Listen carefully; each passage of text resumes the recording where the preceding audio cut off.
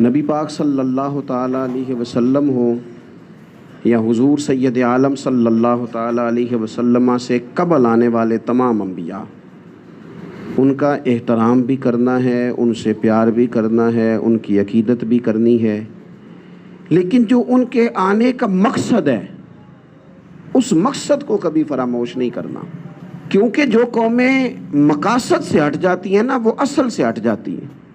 اللہ کریم نے قرآن مجید میں فرمایا وَمَا أَرْسَلْنَا مِن رَسُولٍ إِلَّا لِيُطَاعَ بِإِذْنِ اللَّهِ، اللہ نے جو رسول بھی دنیا میں بھیجا ہے نا اس لیے بھیجے ہیں کہ اللہ کے حکم سے ان کی اطاعت کی جائے۔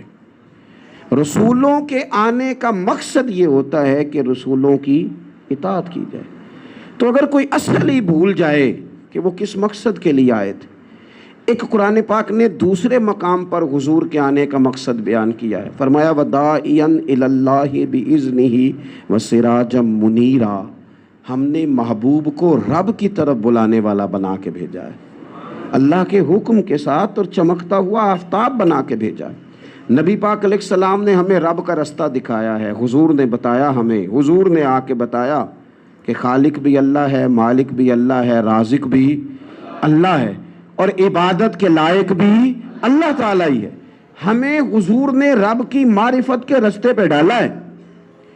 حضور کے غلاموں کبھی نبی پاک کا دیا ہوا یہ سبق نہ بھول جانا، عبادت کے لائق صرف اللہ کی ذات، ہمیں اپنی ساری توجہات کا مرکز اللہ تعالیٰ کو بنانا ہے۔ یہ ہمیں ہمارے رسول پاک صلی اللہ تعالیٰ علیہ وسلم نے سبق دیا۔ حضور علیہ السلام نے ہمیں یہ سبق دیا کہ یہ توحید تمہیں مضبوط کر دے گی، بھروسہ اللہ پہ کرنا، ڈرنا اللہ سے، رب کو راضی کرنے کی تگودو کرنا، رب رسول کے رستے میں ہمیشہ رہنا، اس مقصد کو کبھی فراموش نہ کریں۔ اور ایک تیسرے مقام پر قرآن مجید نے حضور کے آنے کے مقاصد بیان کیے، فرمایا کما ارسلنا فیکم رسولا منکم، جیسا کہ ہم نے تمہیں میں سے تمہیں ایک رسول عطا کیا ہے، یتلو علیکم آیاتنا، وہ تم پر ہماری آیتیں تلاوت کریں گے، ویزکیکم، اور تمہیں پاک فرما دیں گے۔ نبی پاک ہمیں پاک کرنے آئے، ہمارا تزکیہ کرنے آئے۔ حضور کے آنے کا مقصد یہ ہے کہ مومن کے دل میں، مسلمان کے دل میں بغض نہ ہو، حسد نہ ہو، عداوت نہ ہو، تکبر نہ ہو، خود پسندی نہ ہو، ہرس نہ ہو، ہوس نہ ہو، لالچ نہ ہو، کسی کے بارے میں اس کے ذہن میں برے خیالات، وَيُزَكِّيكُمْ، یہ پاک رسول تمہیں پاک کرنے آئے۔ اور پھر ارشاد فرمایا وَيُعَلِّمُكُمُ الْكِتَابَ وَالْحِكْمَةَ، کہ تمہیں کتاب اور حکمت سکھانے آئے ہیں۔ یہ قرآن محبوب تمہارے لیے لے کے آئے ہیں، یہ میرے رسول نے تمہیں سکھایا ہے۔ حضور نے ہر جگہ قرآن سکھایا، ہر جگہ۔ مکے میں برستے ہوئے پتھروں کے بیچ بھی قرآن سکھایا، اور بدر میں چلتی ہوئی تلواروں کے بیچ بھی قرآن سکھایا، اور احد کے اندر جب آپ کے مقدس دانتوں سے لہو مبارک نکل رہا تھا تب بھی قرآن ہی سکھایا، تبوک میں بھی قرآن ہی پڑھتے رہے، اور فتح مکہ پر بھی میرے رسول کریم قرآن پاک کی تلاوت ہی کرتے رہے۔ حضور نے قرآن سکھایا، امت کبھی قرآن کو چھوڑ نہ جائے، یہ مقصد ہے، یہ حضور کے ساتھ آنے والا نور ہے۔ وَأَنزَلْنَا إِلَيْكُمْ نُورًا مُبِينًا، کبھی قرآن کو بھول نہ جانا، لیکن میری کتاب نہیں، وَيُعَلِّمُكُمُ الْكِتَابَ وَالْحِكْمَةَ، تمہیں کتاب بھی سکھائیں گے اور دانائی بھی سکھائیں گے۔ زندگی جذباتی اور جوشیلے لوگوں کی طرح نہ گزار دینا، بر جس طرف جوش آیا اس طرف نہ ہو جانا، ہواؤں کے رخ کے مطابق نہ چلنا، دانائی کے ساتھ، حکمت کے ساتھ، معاملہ فہمی، بصیرت۔ کائنات کی ساری حکمتیں اگر پھوٹتی ہیں تو وہ دروازہ رسول سے خیرات لے کے پھوٹتی ہیں۔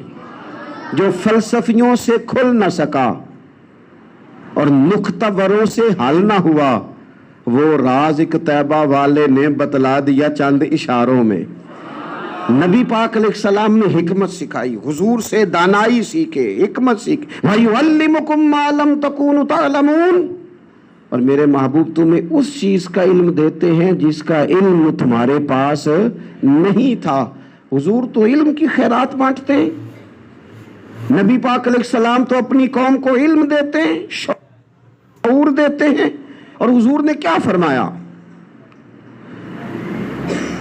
फरमाया ये इल्म मेरी विरासत है। फरमाया जिसके साथ रब भलाई करने का इरादा करे उसे दीन की समझ अता फरमाता है। इल्म की तरफ बढ़े, शऊर की तरफ बढ़े, हमें इल्म सिखाना ये हुजूर के आने के मकासद हैं। अगर उम्मत इन मकासद को नहीं समझती, इस पर गौर नहीं करती, तवज्जो नहीं देती, तो फिर उसने उस बात को समझा नहीं जिस बात के लिए हुजूर तशरीफ लाए हैं। हमें जरा सीने खोल के, आंखें खोल के इस 12 रबीउल अव्वल शरीफ पे कम से कम कुरान पाक के इन 3 मकामात पर ही गौर कर लेना चाहिए। एक तो रसूल इसलिए आते हैं कि उनकी इताअत की जाए, और मेरे रसूल की इताअत का तो अजर ये है कि कुल इन कुंतुम तुहिब्बूनल्लाह फत्तबिऊनी युहबिबकुमुल्लाह।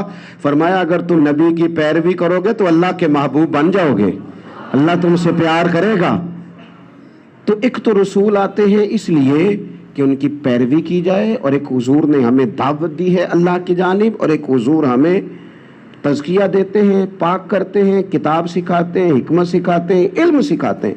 इसलिए ये मकासद जो हुजूर के आने के हैं इनको ज़रूर समझ लें, ज़रूर समझ लें, इस पर ज़रूर गौर कर लें। लेके पहलू में गमे उम्मत नादार आए और उम्मती उम्मती कहते हुए सरकार आए।